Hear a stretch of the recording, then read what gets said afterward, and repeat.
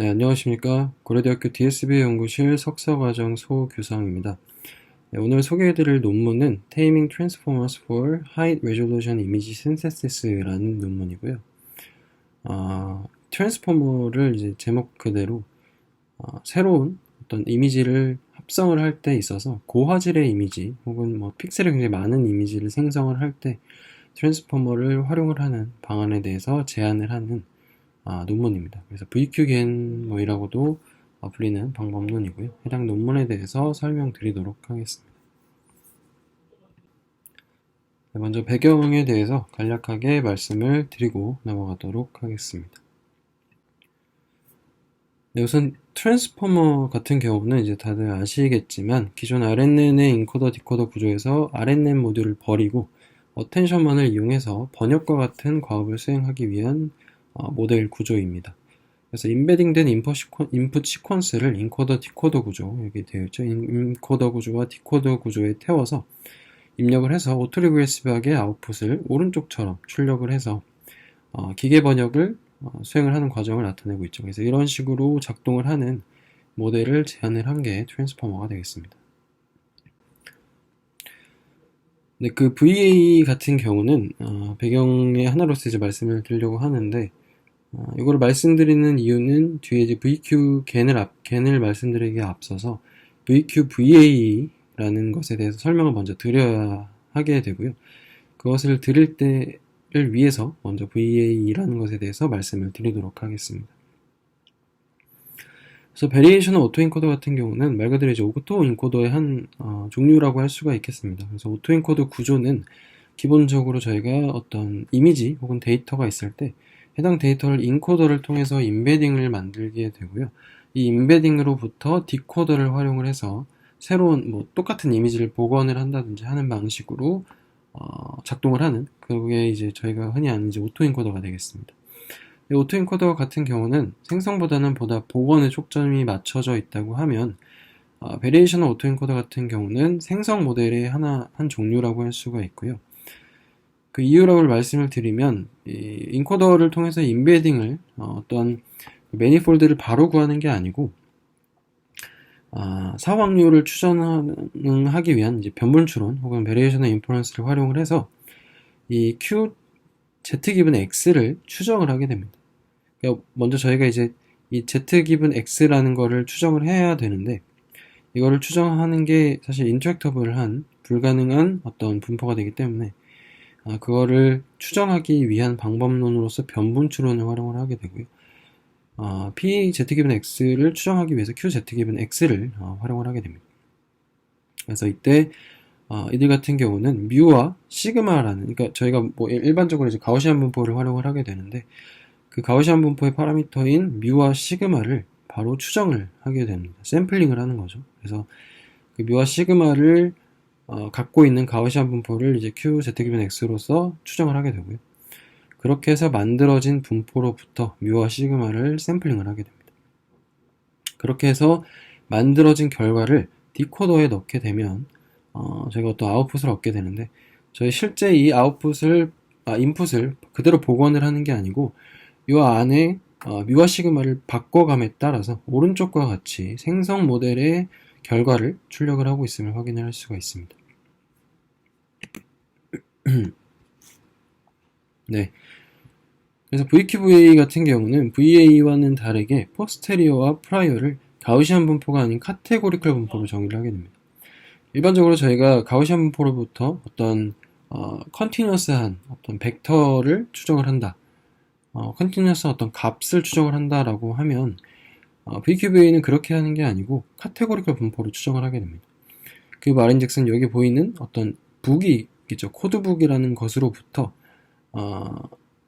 저희가 이제 뭐 어떤 특정한 인풋을 넣었을 때 그것과 가장 유사한 코드북 내에 어떤 벡터를 가지고 오겠다라는 게 되겠습니다. 그래서 샘플링 되는 결과값이 어떤 저희가 일반적으로 VA에서 활용을 하는 어떤 뭐 뮤값, 뭐 시그마값 이런 게 아니고 임베딩 테이블의 특정 위치인 인덱스가 되겠습니다. 그래서 입력값은 인코더를 통과해서 ZEX로 생성이 되고요. 유클리디안 거리 혹은 뭐 다른 거리를 활용을 해서 가장 가까운 코드북 내에서의 벡터를 반환을 하게 됩니다.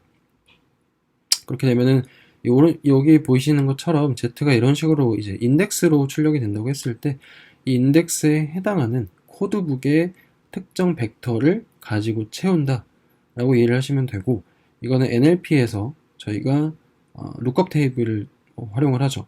그래서 토큰들을 바로 이제 벡터화 시킬 때 룩업 테이블에서 인덱싱을 해서 가지고 오게 되는데, 그것과 이제 뭐 유사하다라고 보시면 될 것 같습니다.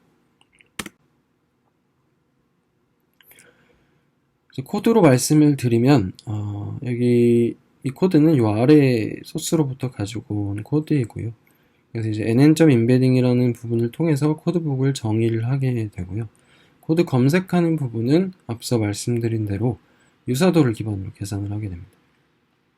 이렇게 계산을 하게 되면 오른쪽에는 뒤에 조금 더 자세히 설명드릴 로스를 계산을 해서 이제 뒤에 있는 어떤 과정을 거쳐서 결과를 출력을 하는 그런 구조로 이루어져 있다라고 보시면 될 것 같고요. 네, 학습을 하기 위한 로스는 다음과 같이 이루어지게 됩니다. 근데 이때 이제 인덱싱을 하고 코드북의 인베딩으로 대치하는 과정이 직관적으로 생각하시면 아시겠지만 그레디언트를 흘려서 백프로퍼게이션으로 하는 일반적인 학습 방식을 적용하기가 어렵기 때문에 이 디코더의 그레디언트를 인코더로 바로 백프로퍼게이션을 수행을 하게 됩니다. 이거를 논문에서는 straight through라고 표현을 하고 있고요.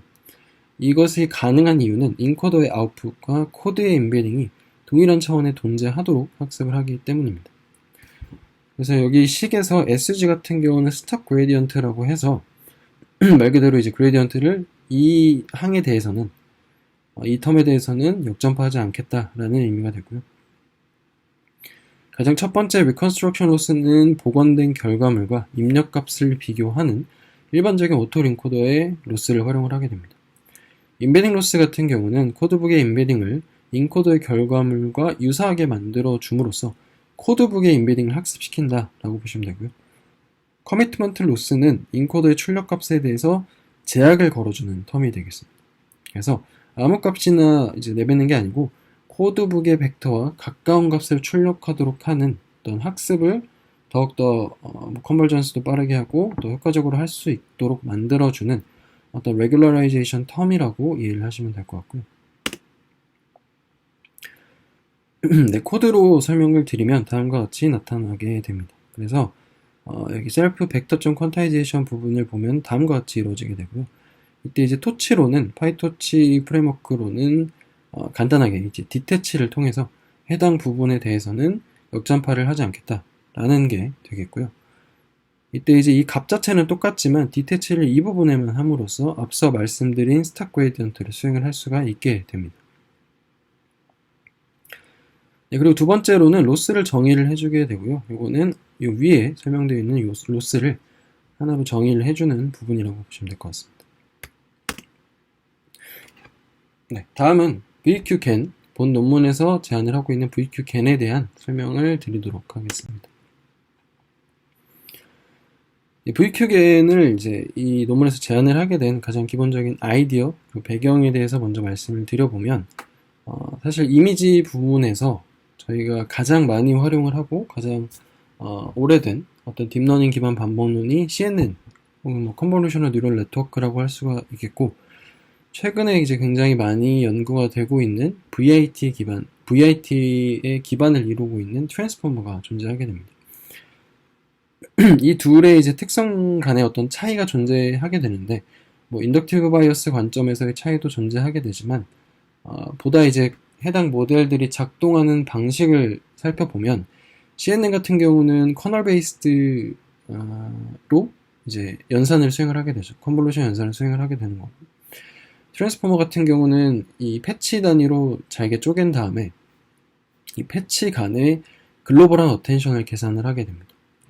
물론 어텐션 계산에는 다양한 방법이 있겠지만 일반적으로 글로벌한 어텐션을 계산을 해서 패치 간의 어떤 상관성을 계산을 하게 되죠.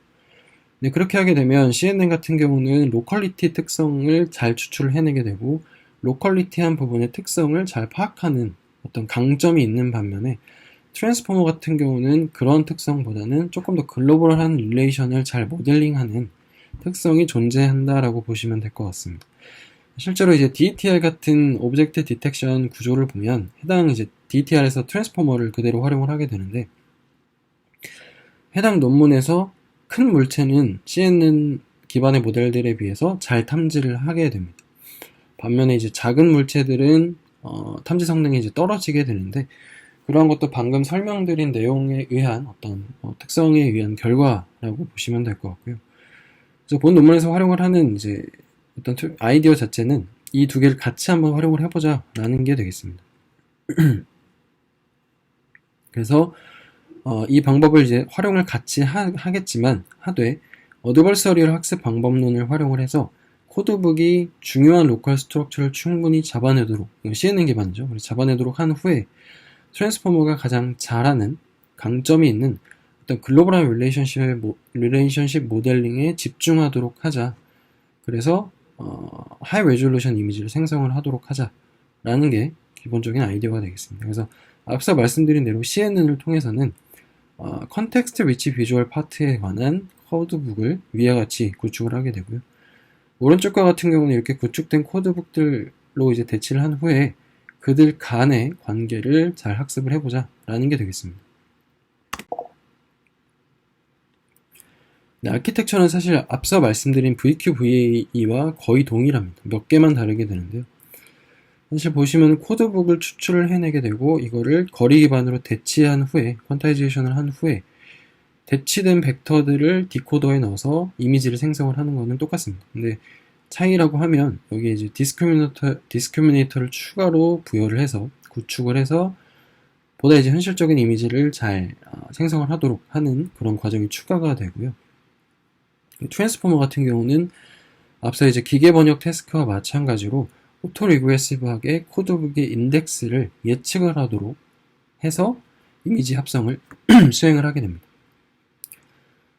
그래서 크게 과정을 나누자면 코드북을 학습시키는 과정이 첫 번째가 되겠고요. 두 번째는 이렇게 학습된 코드북을 활용해서 트랜스포머 기반으로 이미지 합성을 진행을 하자라는 게 두 번째 파트가 되겠습니다. 그래서 그 VQGAN을 학습시키기 위한 방법은 사실 앞서와 거의 동일합니다. 근데 이제 어드베서리얼 트레이닝 방식이 추가된다는 게 차이가 있고, 또한 퍼셉츄얼 로스를 추가적으로 활용한다는 것도 차이점으로 존재하게 됩니다. 그래서 리컨스트럭션 로스는 기존과 동일한데 VQGAN 같은 경우는 요 위에 코드에서 보시듯이 퍼셉츄얼 로스를 추가적으로 활용을 하게 됩니다. 근데 퍼셉츄얼 로스는 쉽게 설명을 드리자면 이제 피처맵 단에서, 그러니까 이미지가 생성된 이후에 해당 이미지를 입력 이미지와 비교를 하는 것뿐만이 아니고 피처맵 단에서 그러니까 CNN 모델 안에서죠. CNN 모델 중간에서 생성된 피처맵 간에도 비교를 수행을 하게 되고, 그것을 이제 리컨스트럭션 로스에 추가를 해주게 되는 게 이제 퍼셉츄얼 로스라고 할 수가 있겠습니다. 그래서 퍼셉츄얼 로스를 추가를 하게 되면 보다 현실적인 사실적인 이미지가 생성이 된다라고 하더라고요. 그래서 그걸 추가적으로 활용을 하게 되고요. 임베딩 로스와 커미트먼트 로스는 동일하게 진행을 하게 됩니다. 그리고 마지막으로 앞서 말씀드린 것과 마찬가지로 어드버서리얼 트레이닝 방식을 활용하기 위해서 여기 보이시는 디스크리미네이션 로스를 추가적으로 활용을 하게 됩니다.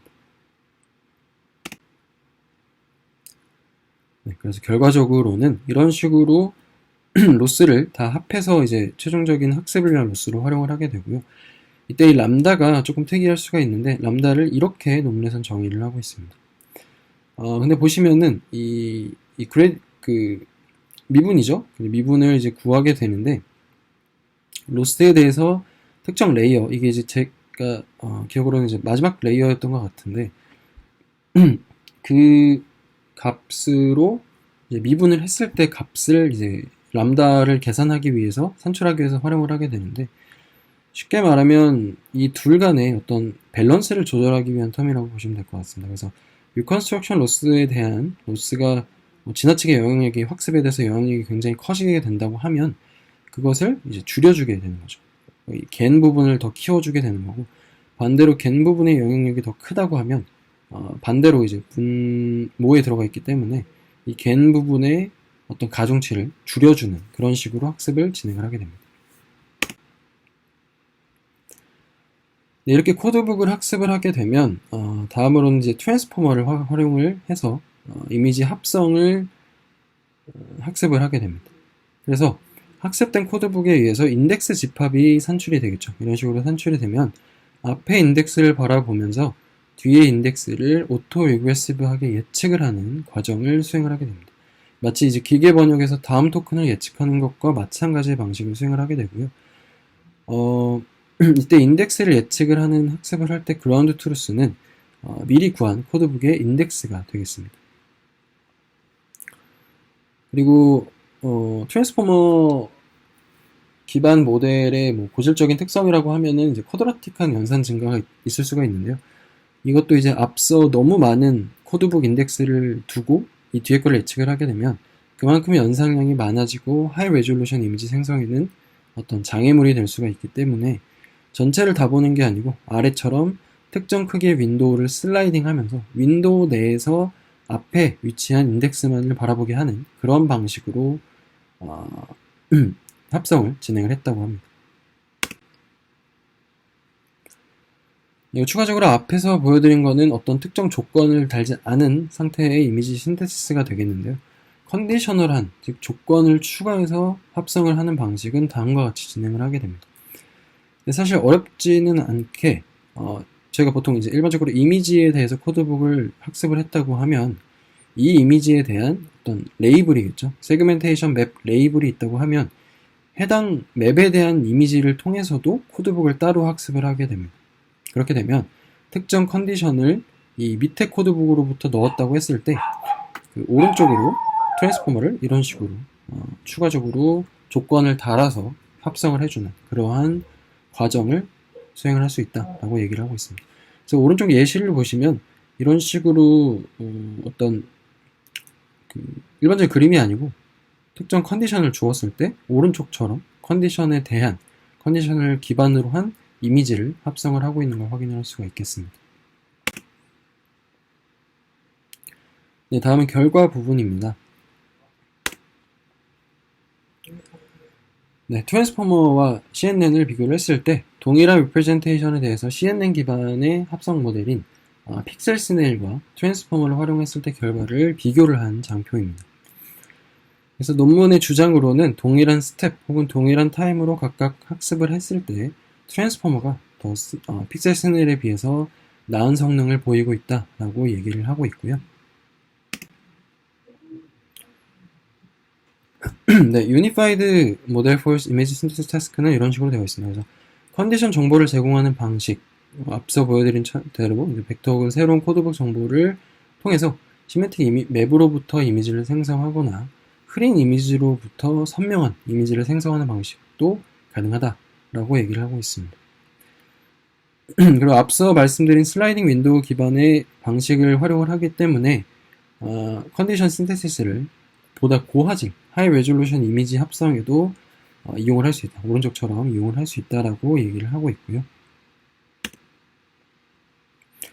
그리고 이제 다운 샘플링 팩터를 얘기를 하고 있는데, 다운 샘플링 팩터는 말 그대로 이제 저희가 일반적으로 아는 CNN에서 뭐 쉽게 말하면은 이제 커널의 크기를 뭐 늘리게 되면 리셉티브 필드가 좀 더 이제 커지게 되죠. 그러니까 그 최종적으로 저희가 얻은 피처맵과 실제 입력한 이미지 간의 크기를 비교를 했을 때 마지막으로 얻은 피처맵의 크기가 훨씬 작아지게 되면 그렇게 작아지게 될수록 피처맵의 한 픽셀이 담당하는 원래 이미지에서의 리셉티브 필드는 더 커지게 됩니다.